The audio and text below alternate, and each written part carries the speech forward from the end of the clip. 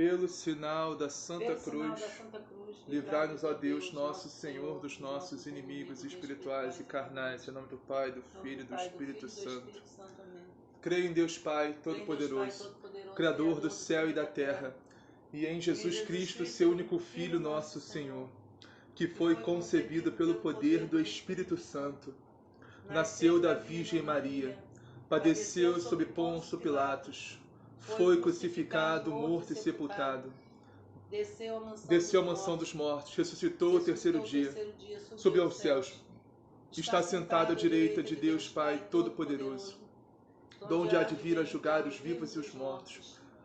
Creio no Espírito Santo, na Santa Igreja Católica, na comunhão dos santos, na remissão dos pecados, na ressurreição da carne, na vida eterna. Amém. Vinde, Espírito Santo, enchei os corações dos vossos fiéis e acendei neles o fogo do vosso amor. Enviai, Senhor, o vosso Santo Espírito, e tudo será criado, e renovareis a face da terra. Oremos. Ó Deus, que instruíste os corações dos vossos fiéis com a luz do Espírito Santo, fazei que apreciemos retamente todas as coisas, segundo o mesmo Espírito, e gozemos sempre de suas divinas consolações, por Cristo nosso Senhor. Amém. Liturgia da Palavra, 28 de julho de 2020, terça-feira, 17ª semana do Tempo Comum. Primeira leitura. Leitura do livro do profeta Jeremias. Derramem lágrimas meus olhos, noite e dia sem parar, porque um grande desastre feriu a cidade, a jovem filha de meu povo. Um golpe terrível e violento. Se eu sair ao campo, vejo cadáveres abatidos à espada. Se entrar na cidade, deparo com gente consumida de fome. Até os profetas e sacerdotes andam à toa pelo país. Acaso terás rejeitado Judá inteiramente? Ou te desgostastes deveras de Sião? Por que então nos feriste tanto, que não há meio de nos curarmos? Esperávamos a paz, e não veio a felicidade. Contávamos com tempo de cura, e não nos restou senão consternação. Reconhecemos, Senhor, a nossa impiedade, os pecados de nossos pais, porque todos pecamos contra ti. Mas por teu nome, não nos faça sofrer a vergonha suprema de levar a desonra ao trono de tua glória.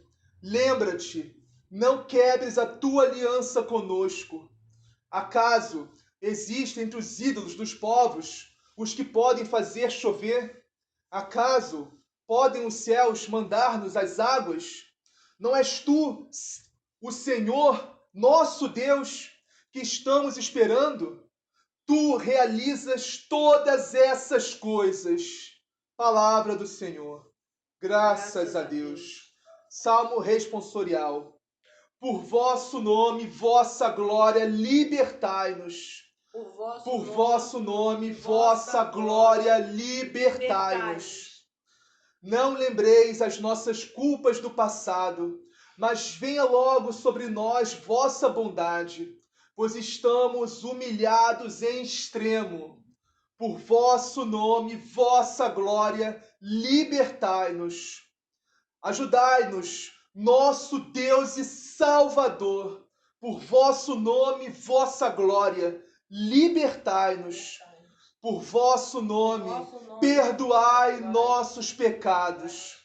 Por vosso nome, vossa glória, libertai-nos. Até vos chegue o gemido dos cativos. Libertai com vosso braço poderoso os que foram condenados a morrer. Quanto a nós, vosso rebanho e vosso povo, celebremos vosso nome para sempre. De geração em geração vos louvaremos. Por vosso nome, vossa glória, libertai-nos. Ó Senhor, libertai-nos. Por vosso nome, vossa glória, libertai-nos. Evangelho. O Senhor esteja convosco. Ele está no meio de nós. Proclamação do Evangelho de Jesus Cristo segundo Mateus. Glória a vós, Senhor. Naquele tempo, Jesus deixou as multidões e foi para casa. Seus discípulos aproximaram-se dele e disseram: Explica-nos a parábola do joio. Ele respondeu: Aquele que semeia boa semente é o Filho do Homem. O campo é o mundo.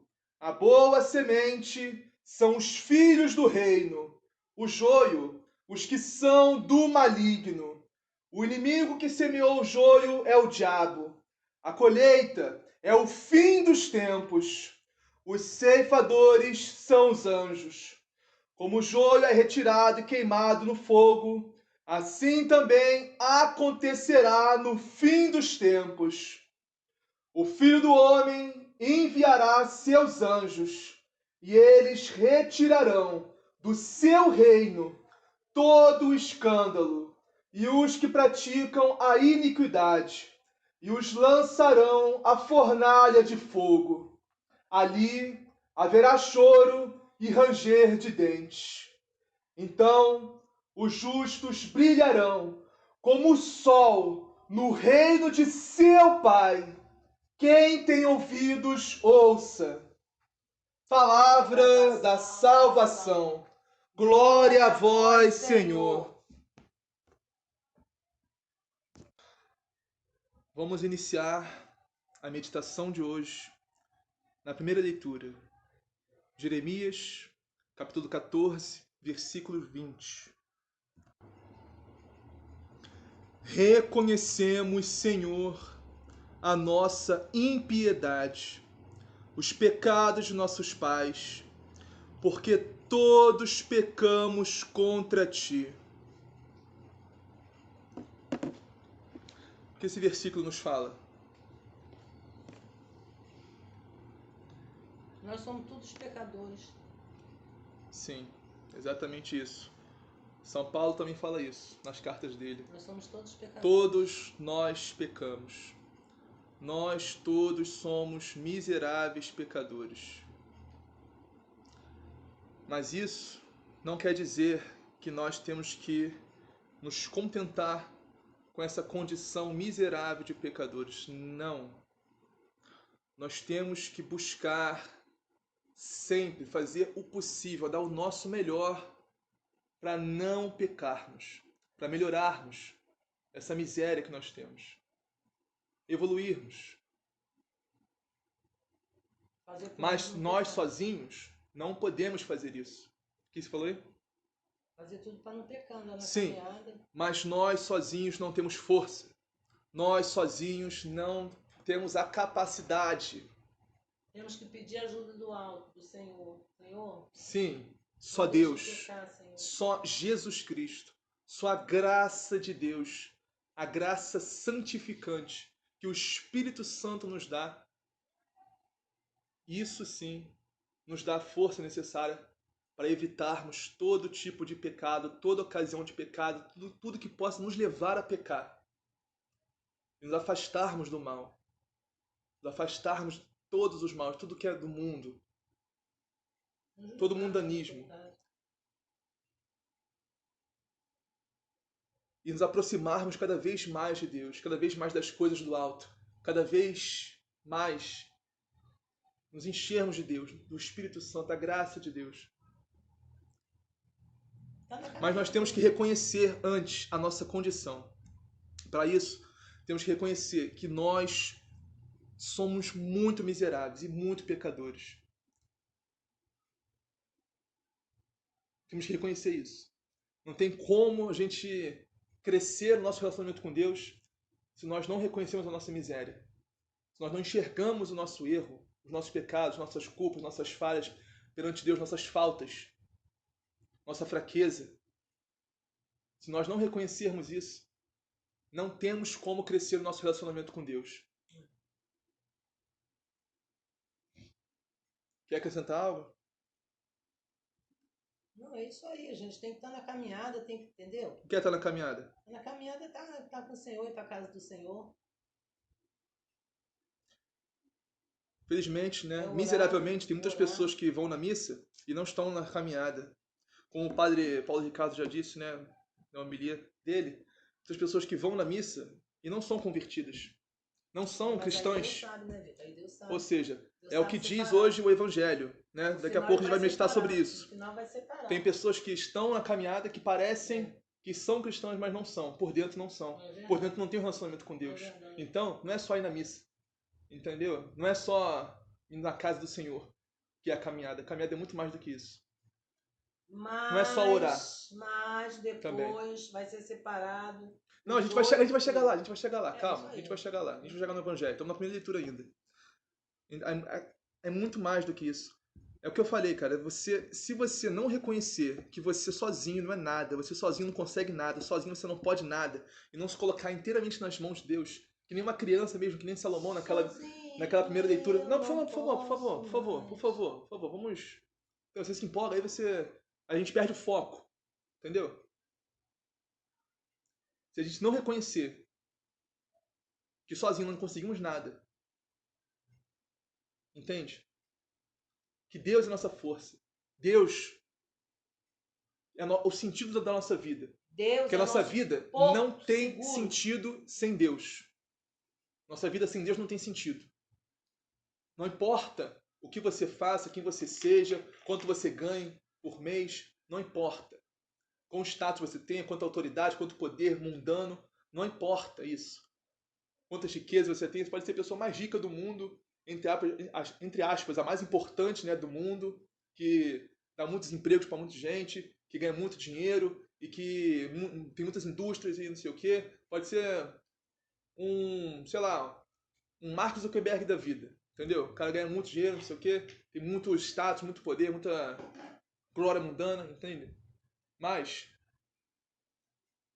se sua vida não for dedicada a Deus, ela não tem sentido. Não importa quantos bens você tem, quanto dinheiro você tem, quanto... Entende? Não importa quanto você ganha, quantas pessoas tenha sob o seu comando, não importa quanta autoridade você tenha nesse mundo, porque toda autoridade nesse mundo é dada por Deus. Toda autoridade, toda, é dada por Deus. E se você não reconhece isso, que Deus é o seu Senhor, sua vida não tem sentido. Porque tudo isso é passageiro. Só o que fica é a nossa alma. E como estamos tratando a nossa alma? Como estamos dando importância para as coisas do alto, para as coisas celestes, para as coisas do Espírito. Estamos priorizando as coisas do Espírito ou as coisas da carne? As coisas do mundo ou as coisas de Deus? Entende? E para isso temos que reconhecer a nossa miséria. Para que Deus possa trabalhar em nós isso. Reconhecer a nossa impiedade, a nossa perversidade, a nossa maldade. Como diz aqui nessa primeira leitura. Os nossos pecados. Entendeu? Porque só assim Deus vai poder trabalhar em nós. E nos libertar de todos esses pecados, todos esses vícios, todas essas maldades, toda essa miséria. Porque Deus é infinitamente misericórdia. Ele não nos acusa só por acusar. Ele nos acusa para nos libertar, para nos salvar. Verdade. Para nos dar o céu. Nos afastar do mal. Nos aproximar cada vez mais dele. Vamos ao Salmo agora. Salmo 78. Por vosso nome e vossa glória, libertai-nos. É o Salmo responsorial. Libertai-nos, Senhor. O que eu acabei de falar agora. Nos libertar do mal, nos libertar do pecado, nos libertar do jugo, do domínio de Satanás na nossa vida. Que, infelizmente, quando nós estamos longe de Deus, quando Deus não reina na nossa vida, o mundo reina. Ou seja, quando Deus não reina na nossa vida, é o diabo que está reinando. Em outras palavras, é isso. Entende? Não tem outra... Mas por que Deus parou de reinar? Porque você deixou a brecha lá. Exatamente. Você se afastou de Deus. Você se afastou, deixou a brecha pro troço. Porque quando estamos próximos de Deus... nada acontece ruim com não, a gente. não é isso não. Não é isso não. Não é isso não. Não é isso. Não é isso. Ai, meu Deus. Eu já disse, cara. Você está confundindo as coisas. A cruz é necessária, a cruz faz parte do cristianismo. Coisa ruim, entre aspas. Porque a pior coisa que pode acontecer com a gente é o pecado. A pior coisa que pode acontecer com a gente, nada nesse mundo se compara. Nada nesse mundo, nada, nada. Nenhuma tortura, nenhum sofrimento, nenhuma dor, nenhuma angústia, nenhuma tristeza. Nada nesse mundo se compara a vivermos eternamente longe de Deus, ou seja, ao inferno. Nada nesse mundo se compara a perdermos a nossa salvação, a cometermos pecados mortais e nos afastarmos de Deus, perdermos a amizade com Deus, entende? O pior mal que pode acontecer, a pior desgraça que pode acontecer na nossa vida é essa, nos afastarmos de Deus, independente do que aconteça. Toda coisa de ruim que acontece nesse mundo não tem comparação com nos afastarmos de Deus e perdermos a amizade com Deus, a nossa salvação, mesmo que temporariamente. Porque a gente reconhecendo a nossa culpa, o nosso pecado, nosso erro, buscarmos nos reconciliar no Santíssimo Sacramento da Confissão, nos confessarmos, comungarmos e voltarmos à amizade com Deus, voltarmos, recuperarmos a nossa salvação. Entende? Podemos, mas temos que evitar o pecado. Evitar todo tipo de pecado. Vamos meditar nesse salmo, um trecho que diz: libertai-nos com vosso braço poderoso, os que foram condenados a morrer. O que significa isso? Quando a gente comete um pecado mortal, a gente está se condenando à morte. A gente está se condenando eternamente à morte. Porque quem morre em pecado mortal se condena eternamente ao inferno. Entende? Então, cometer um pecado mortal é se condenar à morte. E só quem pode nos libertar dessa morte é Jesus Cristo. Jesus Cristo que age no sacerdócio, nosso pároco, no Santíssimo Sacramento da Confissão. Entende? Quando a gente comete um pecado mortal, a gente está se condenando à morte. A gente está morto, nossa alma está morta.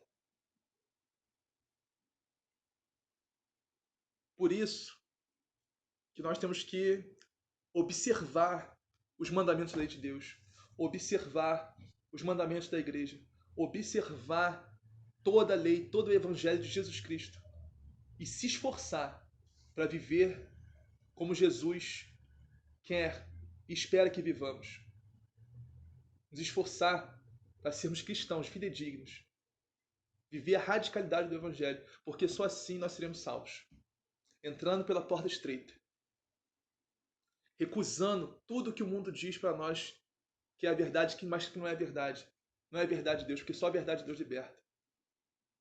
Verdade. Vamos iniciar a meditação do Santo Evangelho agora. Mateus capítulo 13, versículos 36 a 43. Naquele tempo, Jesus deixou as multidões e foi para casa. Seus discípulos aproximaram-se dele e disseram: Mestre, explica-nos a parábola do joio. Jesus respondeu: Aquele que semeia boa semente é o Filho do Homem. Antes da gente ler a explicação da parábola do joio, vamos recordar o que é a parábola do joio. Que a gente leu uns 2 domingos atrás, se eu não me engano. Você lembra o que é a parábola do joio? A palavra do joio? Parábola. A parábola do joio? Você lembra? Do joio e do trigo? É o joio é o troço ruim, né? Não. A parábola. Eu estou dizendo a explicação. Estou dizendo a parábola. Qual é a parábola? Não a explicação. Ah, não lembro não. Já tem tanto tempo. Então, vamos recordar agora. Semana retrasada. O que é a parábola do joio e do trigo? É o seguinte. Um homem, dono de um campo, semeou trigo no seu campo. Seus servos e ele semearam trigo, boa semente no seu campo. Semente de trigo, boa semente, semente boa.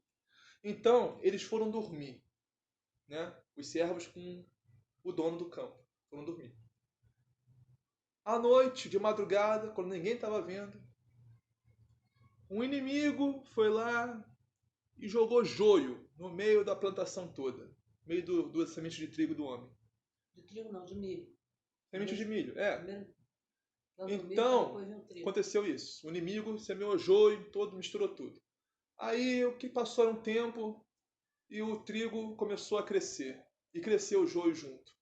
Os servos do homem viram aquilo e perguntaram: Senhor, mas Senhor, tu não semeaste boa semente no teu campo?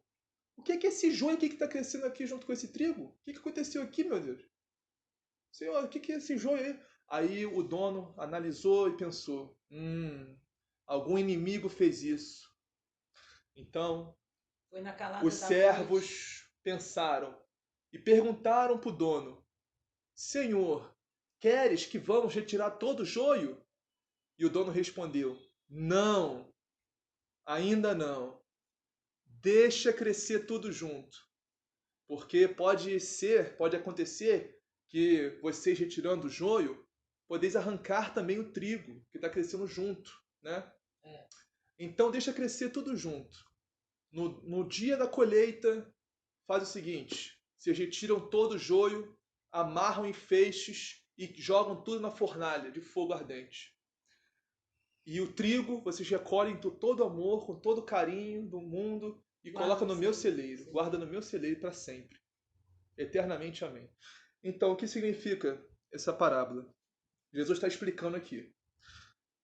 Jesus respondeu. Os discípulos perguntaram: Mestre, o que é essa parábola? Explica-nos a parábola do joio. Olha, essa parábola do joio, ela não é muito difícil de ser entendida. Eu acredito não. que os discípulos, eles deveriam ter entendido sim, mas eles não queriam acreditar no que estavam entendendo, entendeu? Eles entenderam, mas eles não queriam entender o que estavam entendendo, né? Como que vai deixar crescer o mal junto com o bem? Mas que absurdo é esse? Por que Deus não passa a foice logo em tudo? Nós termina o mal logo da face da terra? Que absurdo é esse? Corta logo. Né? Então, essa parábola nos explica muito bem porque Deus permite o mal, né? O mistério da iniquidade. Entende? Então, Jesus respondeu: aquele que semeia boa semente é o Filho do Homem, ou seja, o próprio Jesus. O campo é o mundo, esse mundo que a gente vive, né? A boa semente são os que pertencem ao reino. O joio são os que pertencem ao maligno. O que significa isso? A boa semente são os que pertencem ao reino e o joio são os que pertencem ao maligno. Lembra que a gente estava conversando ontem, na liturgia de ontem, sobre predestinação? O joio são... Não, você ouviu o que eu falei aqui? Tá ouvindo o que eu estou falando? Você lembra? Estava conversando ontem? Ontem a gente estava conversando? Sobre o quê? Sobre predestinação, lembra? A predestinação é o destino. É um predestino. Predestino. Como se Deus destinasse alguém ao bem e outra pessoa ao mal. Como se Deus destinasse, Deus escolhe quem vai ser salvo e quem não vai. Isso é errado. Isso não é uma doutrina ensinada por nós católicos, pela nossa igreja católica apostólica romana. Não. Essa doutrina, essa teologia é errada, distorcida do evangelho. Não é isso. Deus não destina ninguém ao bem nem ao mal. Deus predestina todos a estarem com Ele na glória, no céu. Entende? Deus chama todos para estarem com Ele na glória. Deus quer salvar a todos. Deus quer que todos cheguem a conhecimento de Deus. Isso está na palavra. E também está em Atos dos Apóstolos que Deus não faz acepção de pessoas. Deus não faz distinção de pessoas. Entende? Deus quer salvar a todos. Deus quer dar vida eterna a todos. A questão é se a pessoa quer receber essa boa nova ou não. Se a pessoa quer, entendeu, ser salva ou não. Tem as pessoas que respondem positivamente para essa boa nova de Deus e tem pessoas que não respondem positivamente. Entende? Mas eu estava aqui pensando. Então, quando ele mandar os anjos dele para separar, entendeu? Quando ele mandar os anjos dele para separar, entendeu? O que tem? Vai separar os bons e o resto vai jogar tudo na fornalha. Isso. Exatamente isso. Os bons vão ser salvos no céu. E os maus vão ser jogados no inferno. Não, mas se ele não faz predestinação de bom e mal, como é que ele vai jogar os ruins na fornalha? Eu não entendi isso. Ótima pergunta. Muito bem observado. Ótima pergunta. Não entendi mesmo. Você me explica, por favor. Vou explicar, claro. Então, todos nós temos mal e bem dentro de nós. Isso. Todos nós, sem exceção. Isso. Todos nós. Todos. Agora, nós não somos 100% trigo. Ninguém é 100% trigo e 100% joio. Ninguém é 100% bem e 100% mal. Agora, nós decidimos o que nós vamos ser. Nós decidimos. O destino está nas nossas mãos, não está nas mãos de Deus. Entende? Nós escolhemos se nós vamos ser salvos ou se nós vamos nos condenar inteiramente ao inferno. E qual é o caminho? O caminho para se condenar inteiramente ao inferno? Rejeitar Deus. Não querer saber de Deus. Não querer ir na missa. Não querer comungar. Não querer ler a palavra. Não querer orar. Não querer praticar a caridade. Não querer praticar a bondade. Não querer ser misericordioso com os irmãos e irmãs. Esse é o caminho de tobogã, direto. No dia do juízo final ou no juízo particular, quando você morrer. Não vou dizer que é certo, porque só Deus sabe. Mas é um caminho bem previsível. Mas só Deus sabe, só Deus vai julgar se a pessoa vai ser salva ou não. Mas tem pessoas que a gente olha, né? E é claro que é joio. Tem pessoas que a gente olha e é claro que é trigo. Mas esse claro nosso pode estar errado, entende? Nós não sabemos realmente quem é trigo e quem é joio, só Deus sabe. Nós não sabemos. E tem pessoas que aparentam ser trigo, mas são joio. Tem pessoas que aparentam ser joio, mas são trigo. E como isso é possível? Pela graça e misericórdia de Deus. Tem pessoas que estão vivendo joio a vida toda. Por exemplo, 80 anos de joio. Aí no último ano de vida, morre com 81 anos. Mas no último ano de vida a pessoa se converte, uma experiência com Deus, um encontro pessoal com Cristo, e fica fervoroso, e vai à missa, e comunga, e ora, e lê a palavra, e segue os mandamentos, e tem amor, misericórdia com os irmãos, e caridade, e ajuda, e a pessoa é salva, cara. Entende? A pessoa viveu 80 anos de joio, mas no último ano de vida a pessoa se converte. E a pessoa é salva. Por amor, por graça, por misericórdia de Deus. Entende isso? Então, só Deus sabe quem é joio e quem é trigo. Nós não podemos fazer esse julgamento. Não temos essa capacidade. Né? Só Deus vai separar o joio do trigo, realmente. Mas nós muitas vezes fomos joios. Nós muitas vezes. Entendeu?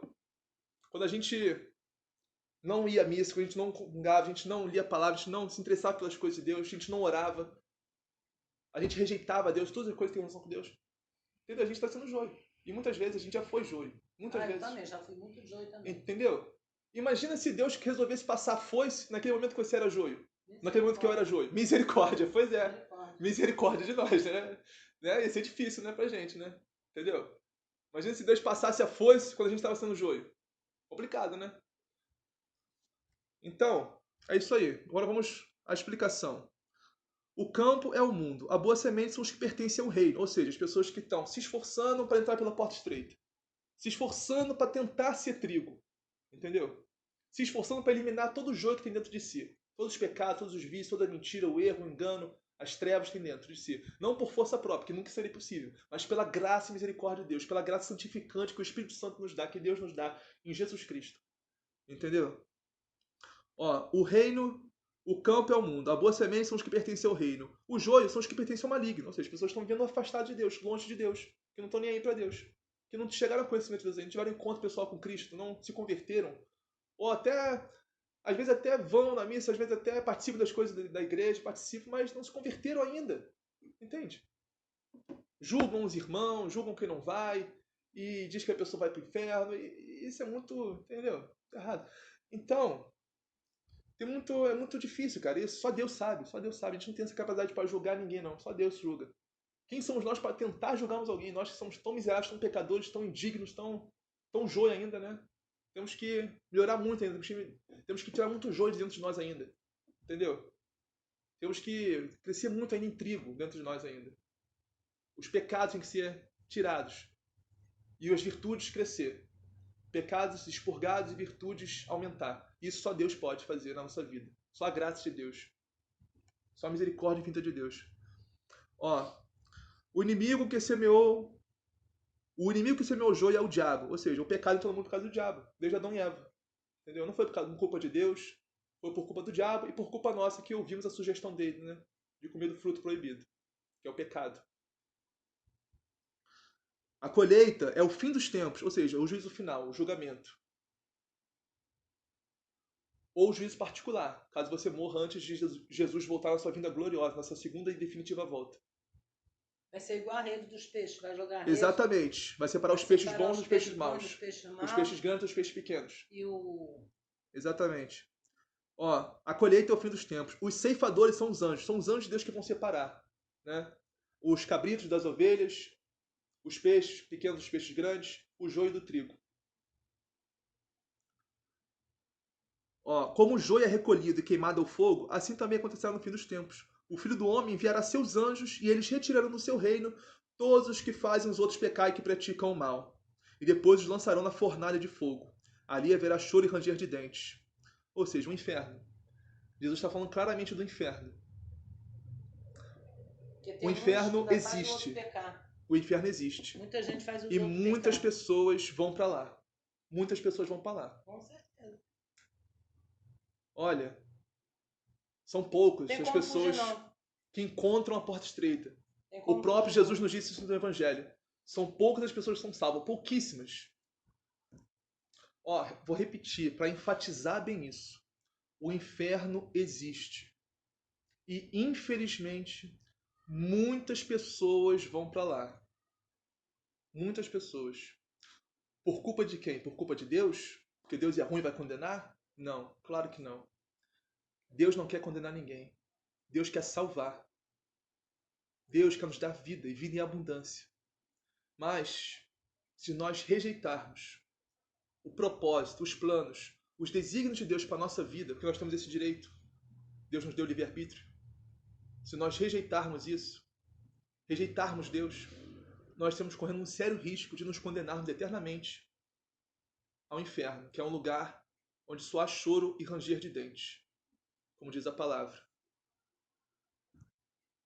Então, Vitor, aí, não sei se você já ouviu falar, que muita gente bate no peito e fala: o céu e o inferno é aqui.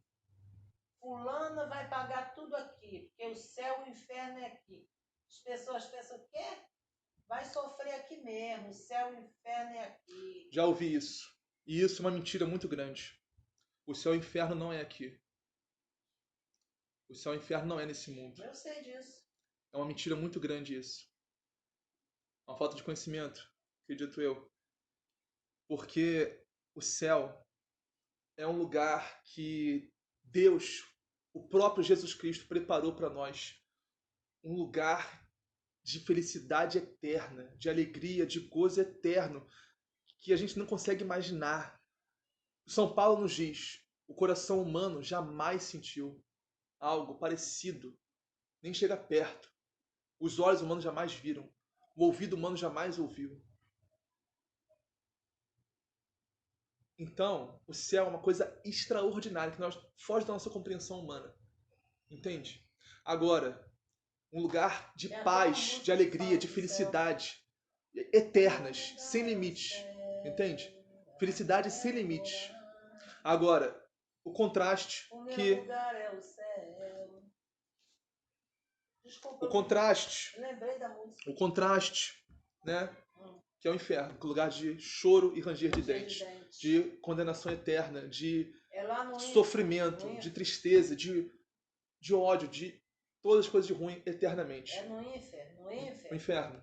No inferno. E se nós não nos convertermos a Deus, não buscarmos a Deus, não entendermos a nossa miséria, nossos pecados, nossa fraqueza humana, que nós necessitamos urgentemente de Deus na nossa vida, e não buscarmos, não procurarmos, não orarmos, não voltarmos para casa, para a igreja, para o Pai, nós estamos correndo um sério risco de nos condenarmos a esse lugar de sofrimento, de dor, de angústia eterna. Um sério risco. É dos nossos pecados, né?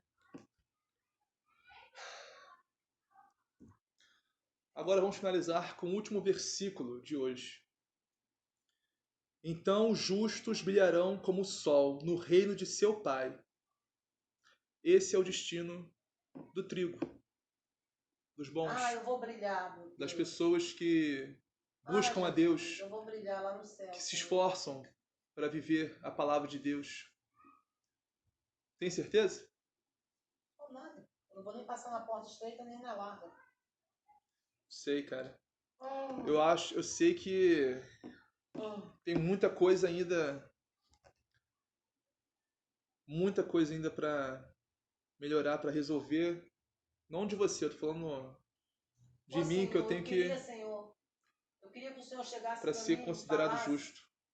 falasse tudo o que eu tinha que fazer, Senhor, para o Senhor me perdoar todos os meus pecados. Olha, tá aqui, ó. Pronta. Tá aqui, ó, na palavra de Deus, na Bíblia, tudo que você tem que fazer. Eu já estou pronta para entrar na porta estreita, Senhor, para me brilhar, Senhor. Os mandamentos da lei de Deus, na igreja, na doutrina, no catecismo, tá tudo ali. É só ler. Deus nos revelou tudo. Em Jesus Cristo tá tudo revelado. Eu não tenho isso aí para falar, Deus me revela o que eu tenho que fazer que eu não sei. Não, você sabe, tá tudo aqui na palavra de Deus, tudo no catecismo, na igreja. Tá tudo aqui, tudo revelado. Só não segue quem não quer. Ô, Vitor, eu acho que você vai entrar na porta estreita. Olha, eu não consigo me imaginar, em hipótese alguma, se eu morresse hoje, se eu fosse, eu ia direto pro céu. Eu não consigo imaginar essa hipótese alguma, essa ir direto pro céu, sabe? Eu tenho certeza que eu vou ter que passar um bom período no purgatório. Tenho certeza. Porque a miséria que eu tenho, que eu enxergo minha, é muito grande ainda. Entende? Muito grande. Preciso de muita misericórdia, muita graça de Deus ainda para melhorar isso. Essa miséria. Mas é isso aí. Vamos finalizar. Agora finalizamos, né? Os justos brilharão como o sol no reino de seu Pai. Amém. Eu também vou brilhar. Pai nosso, que estás no céu, santificado seja o vosso nome. Venha a nós o vosso reino, seja feita a vossa vontade, assim na terra como no céu. O pão nosso de cada dia nos dai hoje, perdoai as nossas ofensas, assim como nós perdoamos a quem nos tem ofendido. E não nos deixeis cair em tentação, mas livrai-nos do mal. Amém. Ave Maria, cheia de graça, o Senhor é convosco, bendita sois vós entre as mulheres. Bendito é o fruto do vosso ventre, Jesus. Santa Maria, Mãe de Deus, rogai por nós, pecadores, agora e na hora de nossa morte. Amém. E também eu conto com a ajuda de Nossa Senhora, minha mãezinha. Eu fico mais confiante também. Vai pro céu, né? Então vamos finalizar. Glória ao Pai, ao Filho e ao Espírito Santo. Como era no princípio, agora e sempre, por todos os séculos dos séculos. Amém.